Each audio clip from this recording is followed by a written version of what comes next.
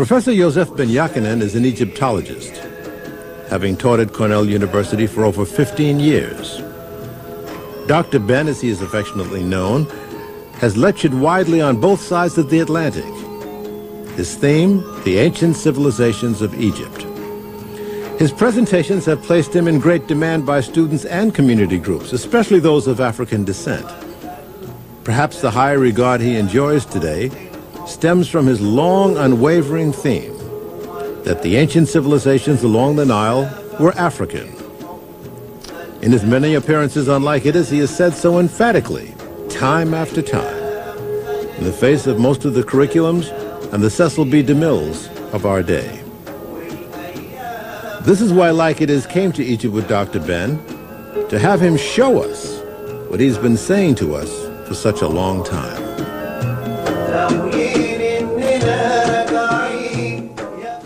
Egypt is the mother of the Western world civilization. It didn't start here. It started where Himnopa said at the beginning of the Nile, but it reached its zenith here. The whole world must look to Egypt. The entire world, bar not a single country.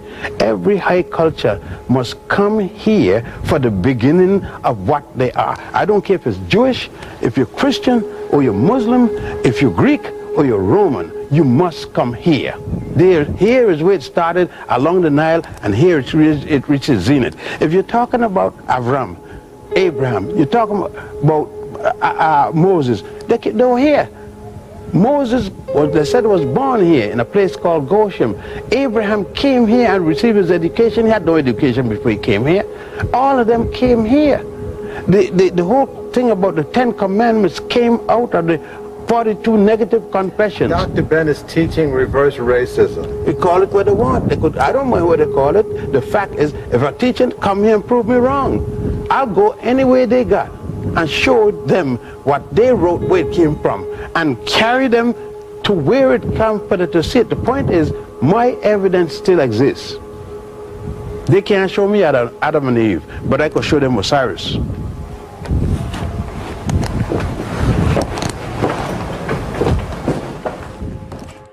Five nations assigned their best engineers to move these temples to higher ground, to avoid them being engulfed by the rising waters from the newly constructed Aswan Dam.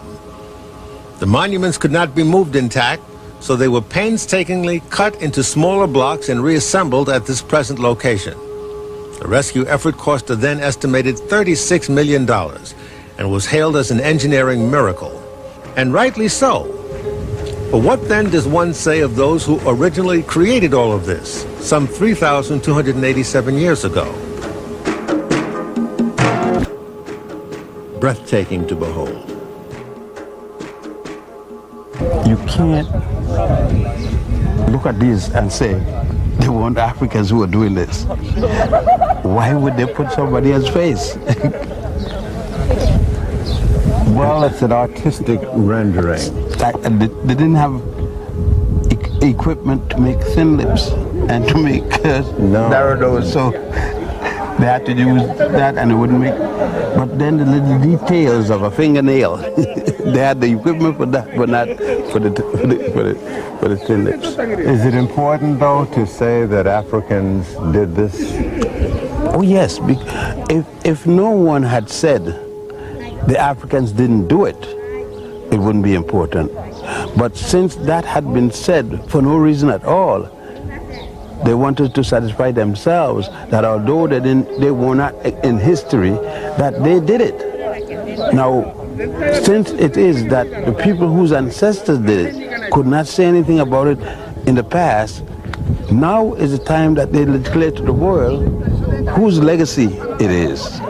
There are 62 tombs here that are known of, perhaps the best known of which is the all but vacant tomb of Tutankhamun, best known because the boy pharaoh's tomb was discovered intact in the early 1900s. Egyptians working under an Englishman named Howard Carter came, quite by accident, upon a few steps leading downward, this in November of 1922. Carter was contacted and he ordered the digging to continue. They found the tomb of King Tut, a sensational find. The treasures of this tomb were brought out into daylight for the first time in thousands of years. Works of solid gold, alabaster, and other precious minerals, fashioned into exquisite works, intended not for the eyes of the living, but to accompany the young king on his journey to the afterlife. I made a tiny breach in the upper left-hand corner.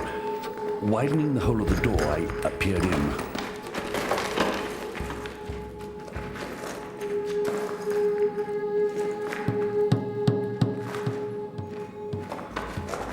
At first, I could see nothing. Details from the room slowly emerged from the mist.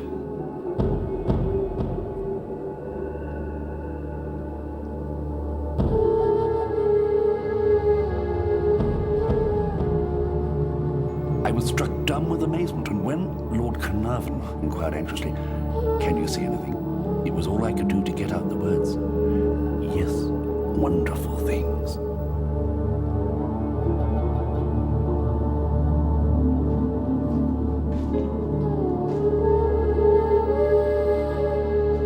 Inside lies splendor such as modern eyes have never seen.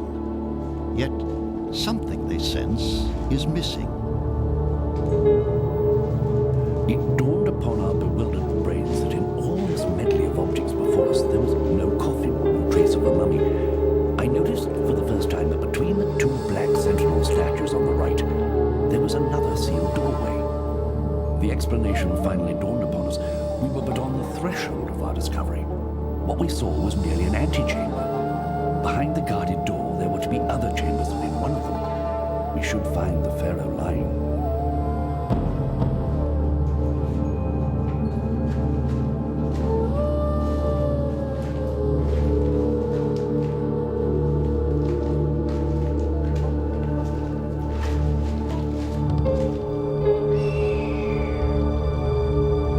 The truth staggers them. An intact royal tomb.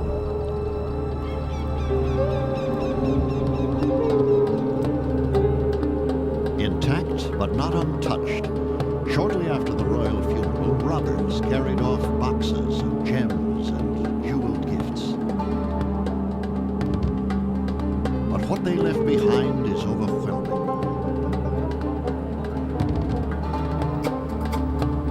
The king's chariots, gilded couches, previously glimpsed only in paintings on the walls of barren tombs.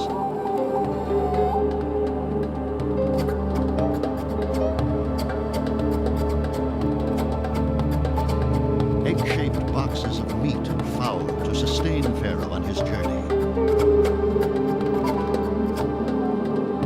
And touching memorial bouquets, placed moments before the doorways were sealed.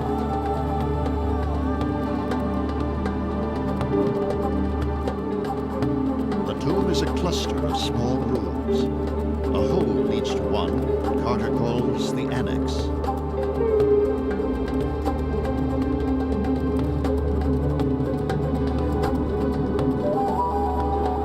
But it is the sealed vault between two guardian statues that burns in their minds.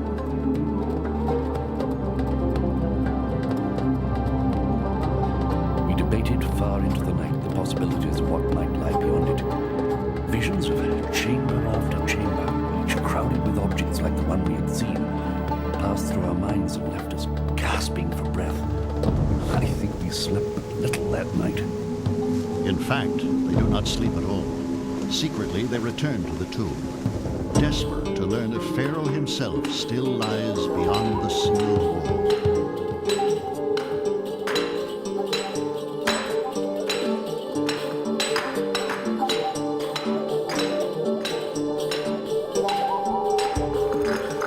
What they find is breathtaking.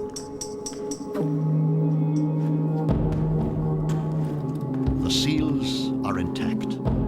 They now know that Pharaoh awaits them, shrouded within a wall of gold. The untouched clay seals of the ancient priests proved that the tomb robbers never desecrated the royal shrine.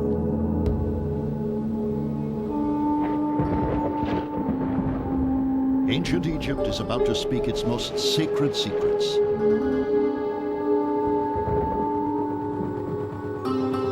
An immutable cosmic order in which Pharaoh is both man and God.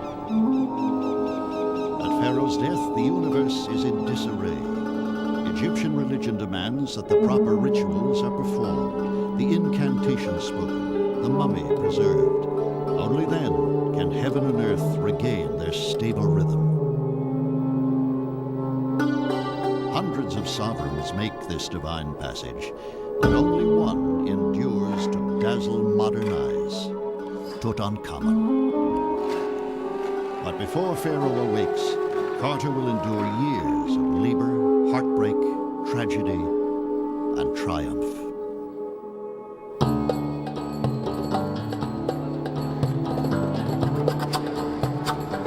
In the winter of 1922, the discovery of the tomb of Pharaoh Tutankhamun bursts upon the world. Crowds of reporters, tourists, and dignitaries invade the once silent Valley of the Kings. Suddenly, Howard Carter, a distant, solitary man, must contend with unending waves of the curious. Despite the mobs, Carter acts with extraordinary patience. He orders that every item in the tomb be meticulously catalogued and conserved. Lord Carnarvon predicts this will keep Carter busy for weeks. In fact, it will consume his life for the next 10 years. A team from New York's Metropolitan Museum is working nearby. Carter hires the museum's photographer, Harry Burton.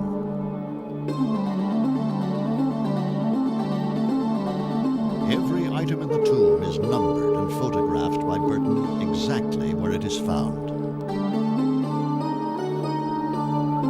Many of the objects in the tomb are heartbreakingly fragile.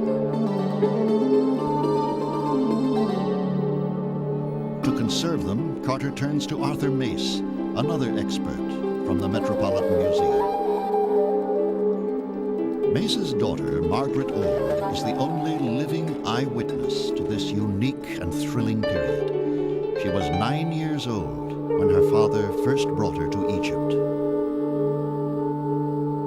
Well, the work was so exciting. Just Carter could rely on him. He knew always not only to come in emergencies when there was something very difficult to get up out of the tomb, and he knew my father would always be there and help. It was always my father who was sent for.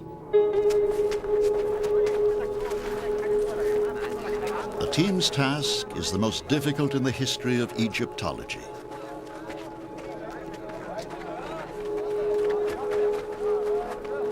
Slowly, the forgotten pharaoh Tutankhamun reawakens. Objects from the tomb reveal a teenage monarch attended by his queen, Ankhesenamun, probably his own half-sister.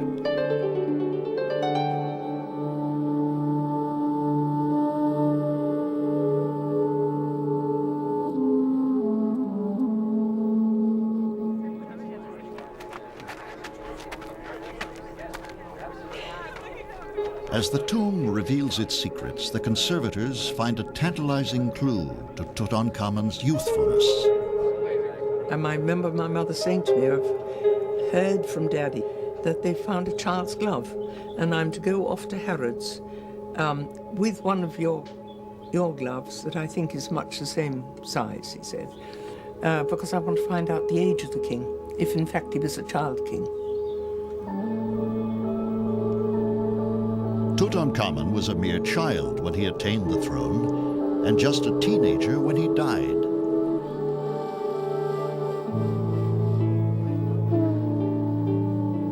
Half of the pharaoh's great wealth now belongs to Carnarvon. His triumph incenses Egyptian nationalists who believe Tutankhamun's treasures belong to Egypt.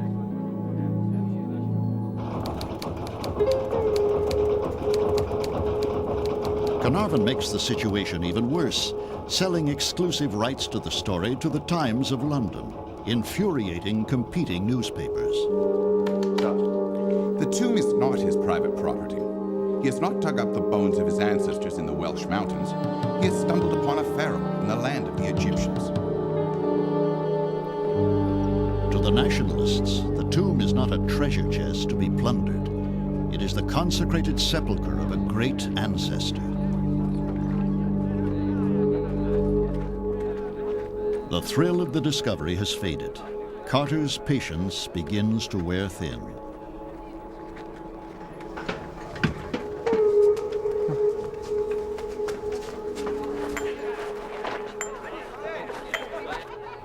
Carnarvon treats the tomb like a tourist attraction, throwing picnics for wealthy friends.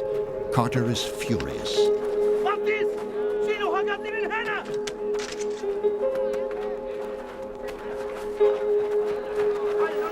We have an opportunity in this tomb such as no archaeologists ever had before. But if we're able to take full advantage of it, it is absolutely essential that we be left to carry on the work without interruption. Half science, half sideshow, the work proceeds. Carter and Carnarvon have told no one of their secret visit to the burial chamber. They've hastily covered up the evidence of their entry.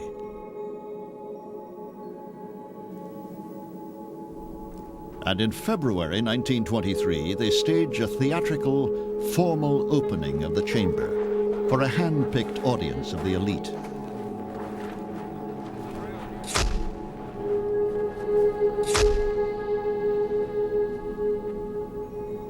Block by block, the wall falls away.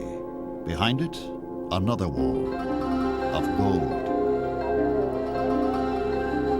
Within this sealed shrine, another barrier, another golden shrine. As Carter will discover, the second of four standing between him and the pharaoh.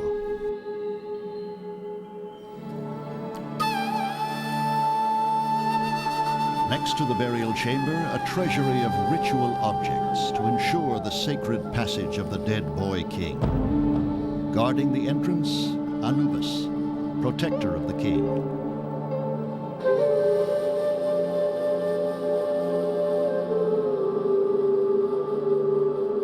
In this eerie room, another object of astonishing piety and grace. Facing the doorway on the farther side stood the most beautiful monument I had ever seen. It is undoubtedly the canopic chest and contains the jars which play such an important part in the ritual of mummification. Guarded by goddesses, the jars contain the king's internal organs. The walls of the burial chamber illuminate the voyage from death to divine rebirth. The dead king carried in a procession of mourners whose white headbands convey the purity of their grief. The Ankh is bestowed, symbol of eternal life. The blessing of the high priest named Ai, the man who will succeed Tutankhamun as ruler of Egypt.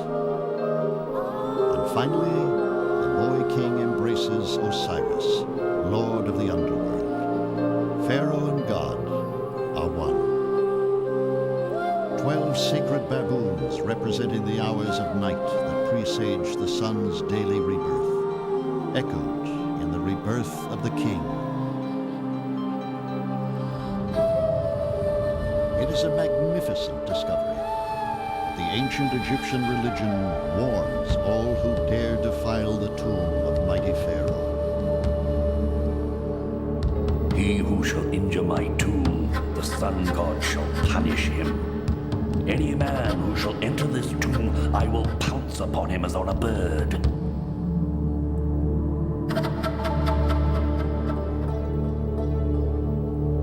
At this very moment, Howard Carter's canary is swallowed by a cobra, the sacred serpent, protector of the king.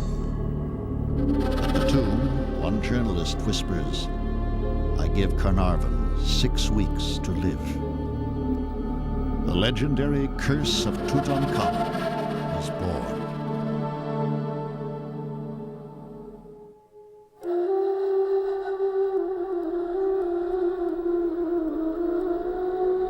The discovery of the intact tomb of an Egyptian pharaoh is an event of immense scientific importance, but the press focuses on the macabre myth of the mummy's curse.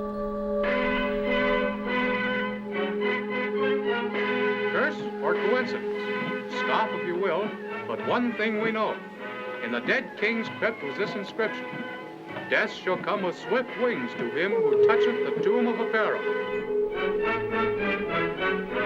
It is said that on the day of the official opening, Lord Carnarvon is bitten on the cheek by a mosquito. He nicks the bite while shaving. It becomes infected. And 6 weeks later, Carnarvon is dead. The official cause of death is pneumonia. But a superstitious world believes it knows what really killed Carnarvon: black magic from the mummy's tomb. Strange phenomena multiply. A power failure in Cairo at the hour of Carnarvon's demise. The sudden death of the nobleman's favorite dog at his English castle. And of course, the devouring of Howard Carter's pet canary. The myth of King Tut's curse will persist for decades. None among the tourists who flocked to view the underground treasure house dreamed that of the 15 who opened it to the world, 12 would meet unnatural deaths within the short span of 10 years, most of them under mysteriously sinister circumstances. The image of an angry mummy becomes a fixture of horror movies and books. While the gullible tell their ghost stories, Howard Carter fights desolation and gloom. He has lost his patron.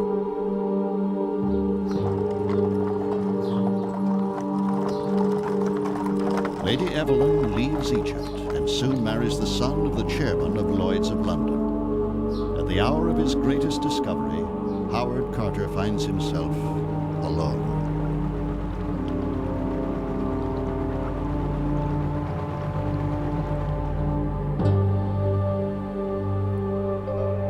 It takes a full year before he can undertake the most arduous task of all: the dismantling of the golden shrines in which Tutankhamun's mummy still lies.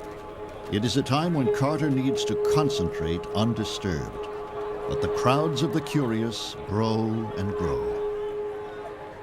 In the winter of 1923, Harry Burton and Arthur Mace resumed their meticulous labors. Mace's daughter, Margaret Orr, often visited her father's laboratory that season. This was a very beautiful disused tomb that they turned into a workshop, basically. All I remember, really, was my father saying that there should be better ways of looking after things, but all they could think of doing at that time was pouring melted wax on the things to keep them together, before they were moved. Because everything was so terribly fragile. He showed me all this. And then he said, I think you'll like the chariots best. And I certainly did.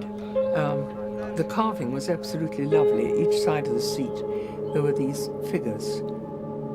Even I then could just stand looking at them, trying to pick out the different types of faces. And it just struck me as very romantic, this young boy king sitting in this beautiful, very golden chariot, going roaring over the desert. You know, that really captured my imagination.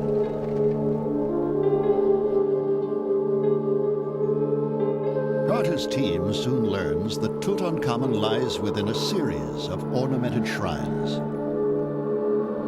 For 12 weeks, working in stifling conditions, they disassemble the royal mausoleum, until finally the doors of the fourth and last shrine are swung open. We were to witness a spectacle as no other man in our times has been privileged to see. The decisive moment was at hand. The doors slowly swung open, and there, filling the entire area within, stood an immense yellow sarcophagus, intact with the lid still firmly fixed in its place, just as the pious hands had left it. On the lid, Carter finds an inscription: "May he inside be uninjured, the son of Ra, Tutankhamun." On February 12, 1924, before another crowd of invited dignitaries, Carter is ready at last to remove the massive lid of the sarcophagus. I gave the word. Amid silence, the huge slab, weighing over 1.25 tons, rose from its bed. The light shone into the sarcophagus. The contents were completely covered by fine linen shrouds. A gasp of wonderment escaped our lips, so gorgeous was the sight that met our eyes. A golden effigy of the young boy king of most magnificent workmanship filled the whole of the interior of the sarcophagus.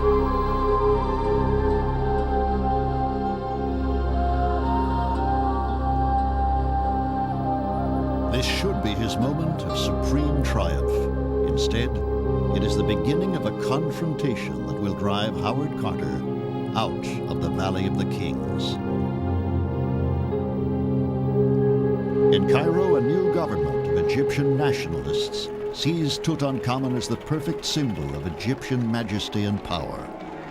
When Carter proposes that the wives of his colleagues, not a group of visiting Egyptian officials, should be the next to enter the tomb, the government denies permission. Carter is outraged. He padlocks the entranceway.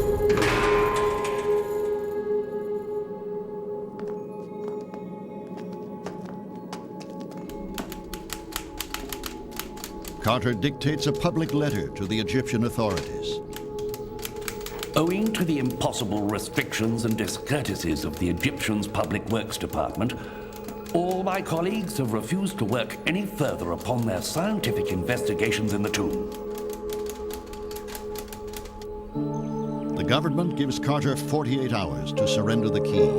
He refuses. Time runs out. The Egyptians make good on their threat.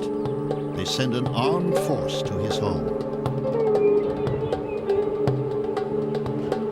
The ministers were to go down and take the locks, break the locks, and take over the tomb.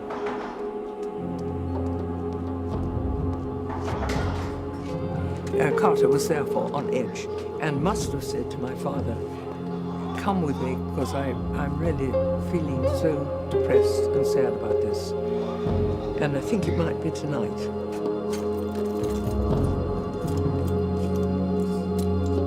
How extraordinary that the Egyptians decided they'd got to bring an army to take the locks away from one defenseless little man. It is archaeology's first labor strike and Howard Carter's biggest mistake.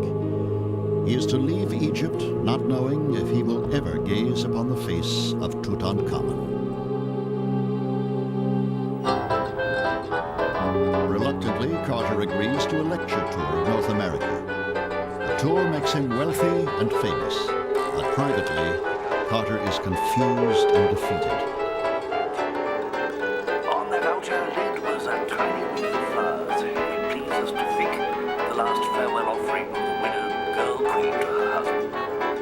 I shall retire renouncing any claims whatsoever to the Tutankhamun discovery, and also from future archaeological research, with a broken heart. In art, in fashion, in music, and movies, King Tut is the boy of the hour. Tutmania is born.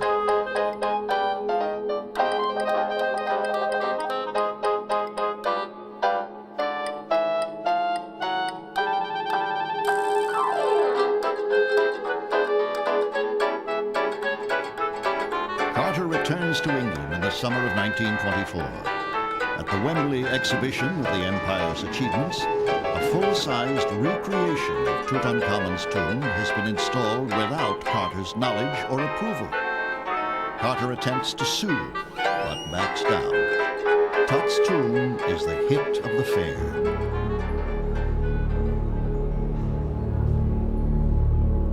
In the Valley of the Kings, the real tomb remains locked. Even the Egyptians concede that only Howard Carter is qualified to proceed with the unveiling of the king's sacred coffin and the mummy within. Pharaoh's sleep remains unbroken, but soon dramatic events will bring Carter back to Egypt. He will gaze upon the face of Tutankhamun.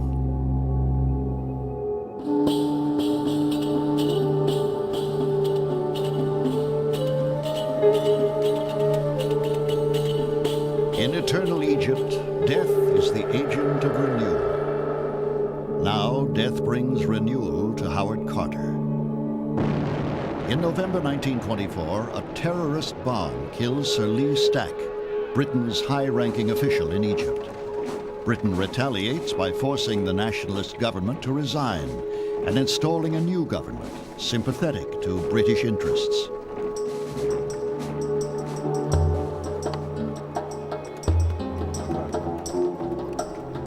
Carter returns to the valley in December. But the rules have changed. His future work will be supervised by Egyptian officials. As the work resumes in the Valley of the Kings, Howard Carter's moment of truth is at hand. Within the sarcophagus, the sheer magnificence of the artistry continues to astound Carter as coffin within coffin is revealed.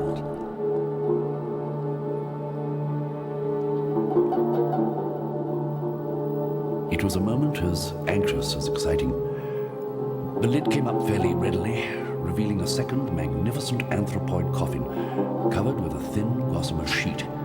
Underneath this covering, in places, glimpses could be obtained of rich, multicolored glass decoration encrusted upon the fine gold work of the coffin.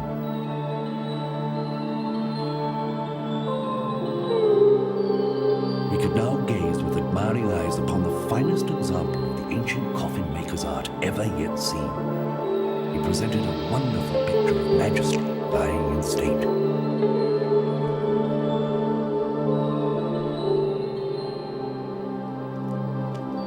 Ritual oils used by the priests to anoint Pharaoh's remains have turned as hard as rock. Even after they are melted away, the weight of the remaining coffin puzzles Carter until he discovers why. The third coffin was made of solid gold. How great must have been the wealth buried with those ancient pharaohs. What riches that valley must have once concealed. For 30 years, Howard Carter has dreamed of this moment. Inside the golden coffin, another unexpected treasure, and the most glorious of all, the golden mask adorning the mummy of Tutankhamun.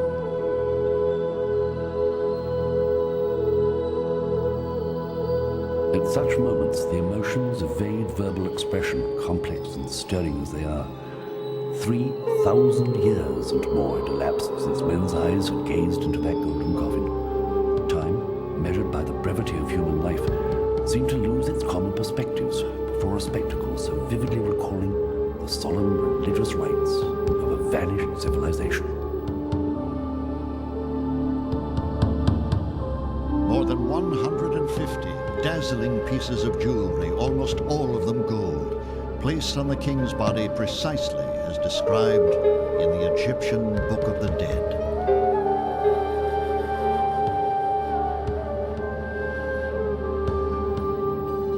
The youthful pharaoh was before us at last, an obscure and ephemeral ruler, ceasing to be the mere shadow of a name, had re-entered after more than 3,000 years the world of reality and history. At the touch of a sable brush, the last few fragments of decayed fabric fell away, revealing a serene and placid countenance, that of a young man. The face was refined and cultured, the features well formed. The tomb had yielded its secret. The message of the past had reached the present, in spite of the weight of time and the erosion of so many years. For Howard Carter, only one question remains. Why did the boy king die so young?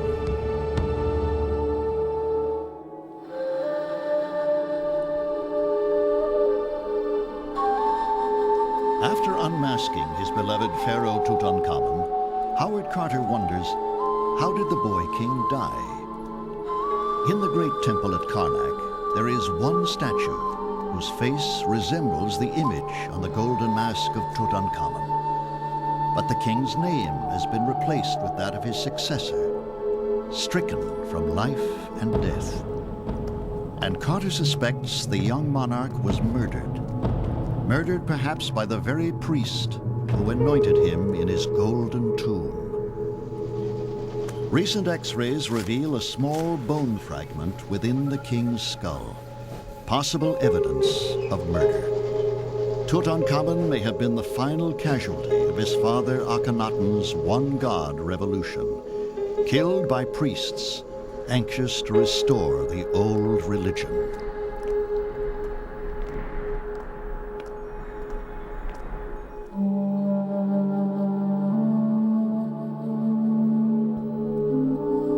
For 7 more years, Howard Carter patiently studies and conserves the majestic contents of the tomb of Tutankhamun, preparing them for exhibition at the Great Cairo Museum, a collection that over the past 30 years has toured America, Europe, Russia, and Japan, captivating millions with the most dazzling artifacts of the ancient world.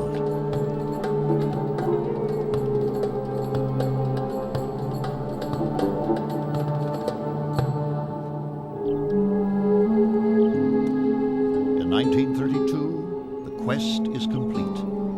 Carter remains in Egypt, retelling the tale of his great discovery to any tourist who will listen.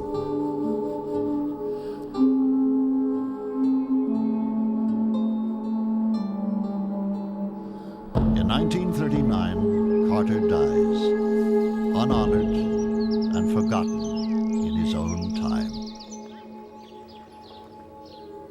Digging in Egypt by luck, by chance, like Howard Carter has been discovered, King Tut by luck. But sheer luck. As a matter of fact, it was Sheikh Abdul Rahman, his father, was the one that found the tomb, and Howard Carter get the credit. The credit, yes. Is it true what they're saying, that Howard Carter turned out to be a grave robber himself? All of them. That he kept some of it for himself? All of them kept for themselves. And they sold to museums, and they kept for themselves, and they sold to museums. But they blamed the people who were equally robbing the tombs. But when they robbed the tombs, they didn't keep the monument, the artifacts to themselves. Somebody got it, and they don't have it, so somebody got it. You went to the pyramids at Giza, and you were pretty much on your own, but you tried to join a group of students who were there with a professor from England. Is that true? Yes. Would you repeat that again? There was a professor by the name of Goodenough, and he had, I think it was 6 or 7 students. In those days, there was no school for Egyptology. You either was in a school for architecture, religion, archaeology or so, any of those disciplines, and you came and studied with a field man, and you learn in the field. There were very few so-called textbooks in Egyptology. Egyptology was a thing which you did your apprenticeship with a person in the field. What happened when you ran into this professor? Well, when I went to saw the professor and saw what they were doing, it was right down the alley of what I wanted to do. What were they doing? They were digging, they were examining and looking at the reliefs in the various buildings. I asked to join in with them. And I was honestly told that they were sorry that they didn't take people of my color, and the exact words. And I said, well, it would be nothing wrong I was doing. I was willing to compromise, and I wouldn't get into their way. And he finally said, well, all right, you could stay and go around what we do, but you can't sleep along with us. You would have to sleep away from us. Tell me some of the names that you were referred to as. I was called Snow White. By this professor? By professor and the other students. At the time when they want to relate to me, they said Snow White or Black Boy. There were so many other names, Black Sambo. And they would come out and say it whenever they felt like it. Sometimes they would say African, and that's supposed to be an insulting word. To call me an African, I was supposed to feel bad, but that one I was very happy. When they called me African, I was happy that day. Did you get into the Museum of Cairo at that time? No, because the Museum of Cairo, they wouldn't let me go in there. You didn't go in the Museum of Cairo looking like me. You actually couldn't go in there looking like me. Libraries? Did you go to a university? They were not open to me. So you were really on your own? Yes, Egypt under the British at that time was no different than Georgia or Mississippi in the United States to a black person. By the way, many years ago, a humble Egyptian village along the Nile named Daboud offered what little food and drink they had to Dr. Ben and his tour group that had become stranded because their bus broke down. Ever since then, Daboud has been part of Dr. Ben's tour. He always doubles whatever his tour group donates to Daboud.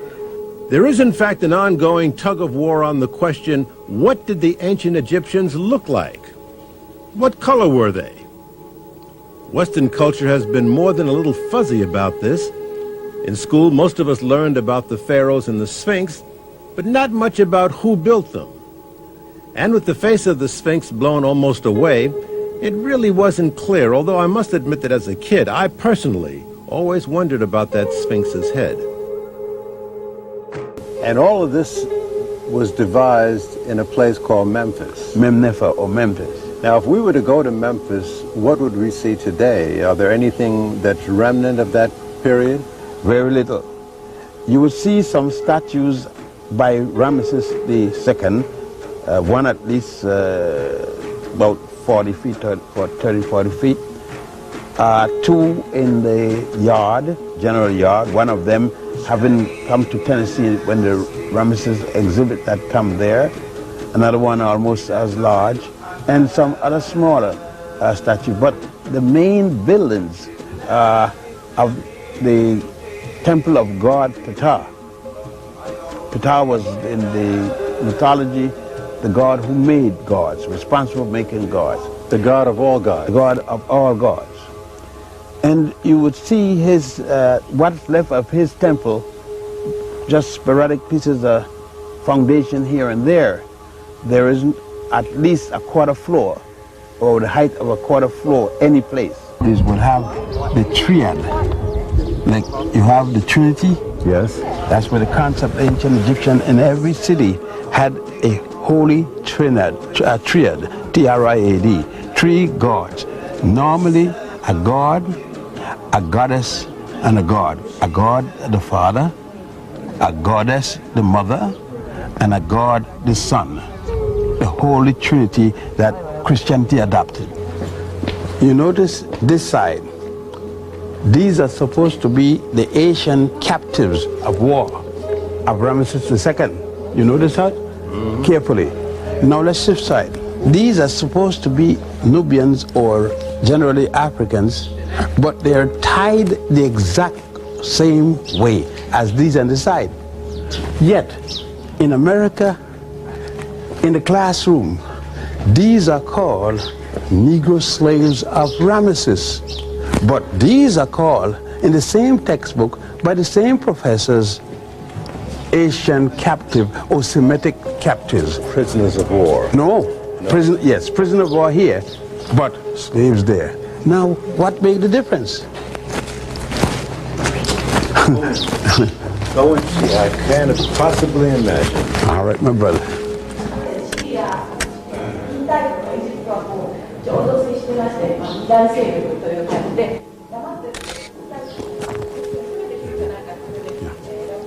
Is this the full extent of the lights I can put on, or are there more lights? Dr. Three awesome pyramids stands the world-renowned Great Sphinx. The Sphinx is supposedly the statue of the second, the person who is buried in the second period, Khafra. But that is just one view. It is, however, a remaining part of the quarry that gave to the pyramids the stones that you saw cut there. It's the leftovers. The leftover. And out of that, the Sphinx has cut. It is the head of a pharaoh, or that pharaoh, the body of a lion. Dr. Ben has often said that when Napoleon Bonaparte invaded Egypt and came upon the Sphinx, he ordered that its head be blown off. 21 rounds of cannon fire hit the Sphinx, defacing it. This, it's been said, is the origin of the 21-gun salute. There are many views on why Napoleon found the head of the Sphinx offensive. What do you think? Actually, the Sphinx is part of a complex of sites here, all having to do with the burial of the pharaoh. Alongside the Sphinx, you can see a temple. It's called a valley temple. There it is coming up on the lower left. This is where the funeral rites began. Inside that temple, Dr. Ben showed us columns which he said were made of the same granite once encasing the pyramids. And this is what the whole face of all three pyramids was like. This is all this, but at the bottom. But to me, the feat is this. You fly from here to Aswan at least 1 hour, generally 1 hour and 15 minutes. Figure that they're coming down by river, no motor, to bring all this material here. They have to quarry it in Aswan and then bring it here. And they didn't finish there. They bring it, put it in place and finish it. People think that they do all the carving and everything at a place and bring it up, put it up. No, they put up the stone and did the carving after that. The pharaoh died, okay? He dies. They have to take him and wash him and do the rituals. Then the opening of the mouth ceremony, right? But they don't perform the rest of the performance. They must ritualize him in the valley temple. The body of the pharaoh was taken up this causeway to the mortuary temple, where the mummification took place. Vital organs were removed and placed in special jars. So was the blood. A tedious process would preserve the corpse indefinitely if undisturbed. Then the pharaoh's mummy, with the jars and valuables, was interred deep inside the pyramid. How does one digest all the dimensions of this 4,000-year civilization that Dr. Ben has outlined for us? The answer is simple: you can't. That would require the kind of long study that Dr. Ben himself is engaged in. But there are some basic understandings for us all that can be useful to us in these times, as you will see and hear in our next and last edition. I was here on my own, believe it. I had just married. The tradition, my father and mother pick out my wife. I had to marry by the culture. It was, I'm going to marry the girl, I marry her. She's pregnant, and my father said, look, you got to go, you don't have much time. We are going to take all the expenses for your wife, and we want you to come back before she delivers, so you must go. Because it's not going to be much more time. I want you to go before I die. He wasn't going to die. He was a young man. The possibility of dying was remote at that time. But he felt that he wanted me to see this because I had been always complaining of people saying that I came from a place where people eat people, that in Africa this, in Africa that the whole Nile Valley that I was boasting I was nothing. And so my father said, no, when you come back, you tell me who doesn't have civilization. Is it you or the European? New York studios with Dr. Ben. Dr. Ben, you mentioned in an interview we did along the Nile that your father told you when you were a younger man that you needed to go to Egypt to see for yourself about your history. When you made that trip and you came back and saw your father, what did you say to him and what did he say to you? First of all, what I said to my father was, I asked him a general apology for the way I had treated him with respect to what he was saying prior to my going there. You were disbelieving? Yes. You see, I grew up in Puerto Rico and the United States Virgin Islands, primarily St. Croix and Puerto Rico. My mother being a Puerto Rican, a young girl that came to St. Croix. And what my father was saying to me as against what I was learning in the school was a contradiction. And I tend to go towards the school, the synagogue, and so forth. I had a little contradiction in my upbringing. I was going to the Catholic school because as a private school for the first time. And then I went to the public school. After I was acceptable, I was not born there. And so I had to apologize to my father because I thought that Greece and Rome was it. And Judaism was the things. These three things was the most magnificent thing could happen to me. So what did he say when you apologized to him? He said to me, I knew what the result would be when you return. Did he make a prediction about what you were facing in the years ahead? Yes, my father knew that I was prone to engineering, I had studied in engineering. He knew that I owe him an obligation to study law. He knew some of my outlook from speaking with him in general. But did he make any predictions? Yes, he let me know. If you go through law engineering, also you can be comfortable in an economic sense. If you go to the direction that you're thinking on now, using this to make people understand, to bring your people such as an African, I had been influenced by Garvey and Alviso Campo. These were my two heroes, Marcus Garvey and Don Alviso Campo. He said, you're going to pay a serious price. You may even wind up in jail. You may even get killed, because if you challenge the system with the new knowledge that you have, you're going to pay a big price. All right, now speaking about knowledge, you mentioned that the 10 Commandments, when we were in Egypt, you mentioned that the 10 Commandments that we are aware of are derived from 42 commandments that carry another name, the negative confessions. Or admonitions to Goddess Ma'at.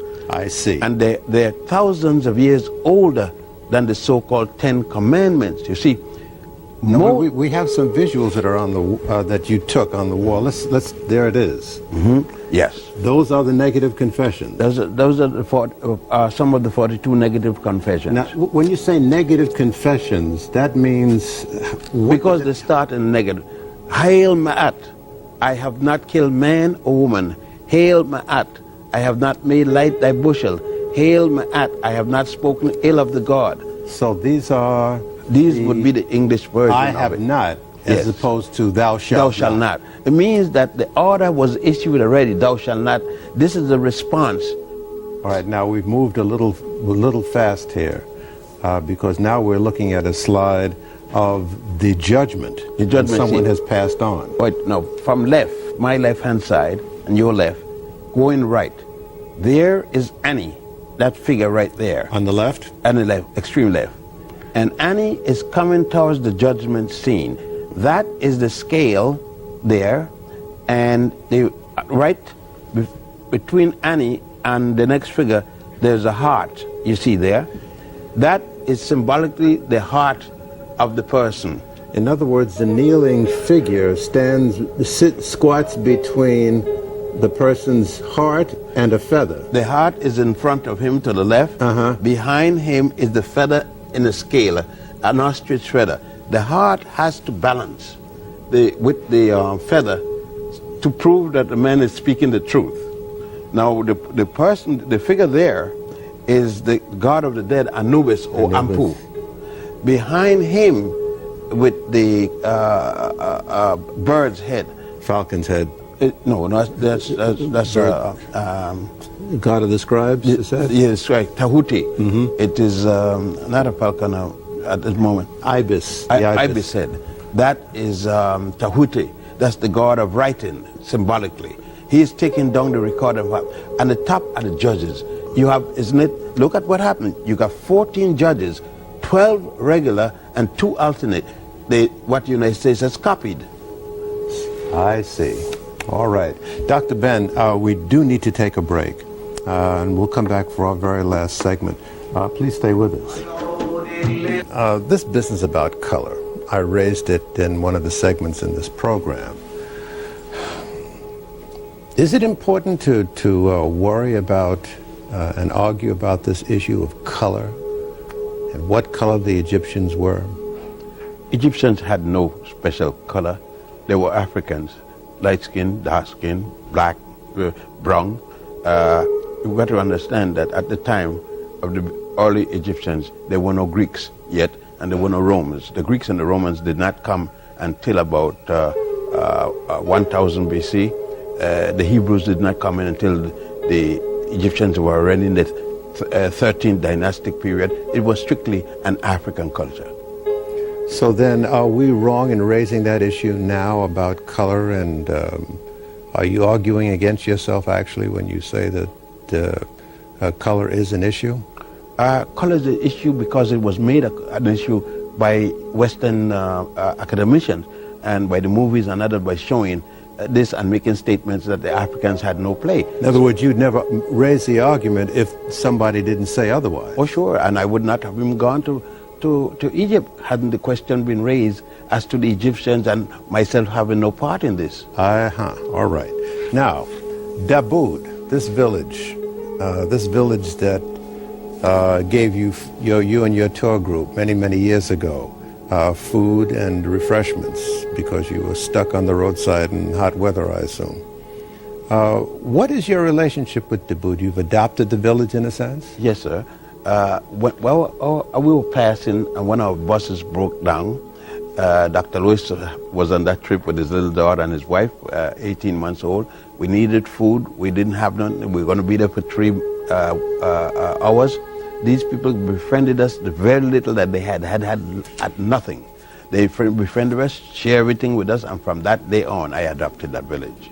And in adopting them, you always bring your tour groups there and whatever contributions? The tour group must stop there. It's always in my program.